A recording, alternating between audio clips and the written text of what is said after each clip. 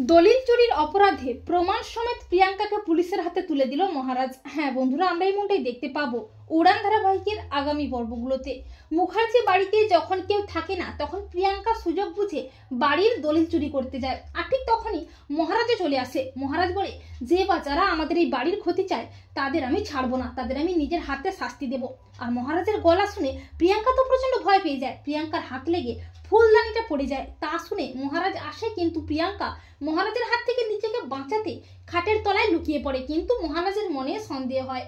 এরপর পরদিন প্রিয়াঙ্কা যখন বাড়ির দলিল হাতে নিয়ে বলছে, মিসেস পূর্ণিমা মুখার্জি, আপনি যে কার হাতে বাড়ির চাবি দিয়েছেন আপনি নিজেও জানেন না, আপনাদের সবকটাকে এ বাড়ি থেকে বিদায় করব। আর মহারাজ আড়াল থেকে সবটা দেখে নেয়।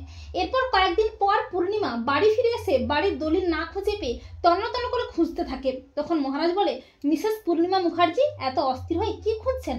তখন পূর্ণিমা বলে, মহারাজ তুই কি জানিস বাড়ির দলিলটা কোথায়? আলমারিতেই তো ছিল, কিন্তু আমি না কোথাও খুঁজে পাচ্ছি না। তখন মহারাজ বলে, দলিলটা কোথায় সেটা তো ফ্ল্যাট প্রিয়াঙ্কা বৌদি জানে। কি তাই না প্রিয়াঙ্কা বৌদি? তখন প্রিয়াঙ্কা প্রচন্ড ভয় পেয়ে আমতা আমতা করে বলে, আমি কি করে জানবো? তখন মহারাজ বলে, নিজের মুখে স্বীকার করবেন নাকি পুলিশ ডাকবো? আর ঠিক তখনই মহারাজের প্ল্যান মতো পুলিশ হাজির হয় মুখার্জি বাড়িতে। পুলিশ দেখে ভয় পেয়ে যায় প্রিয়াঙ্কা। মহারাজ বলে, অফিসার, এই মহিলা আমাদের বাড়ির দলিল চুরি করেছে, প্রমাণও আছে। এই বলে মহারাজ পুলিশকে ভিডিওতে প্রমাণ দেখায়।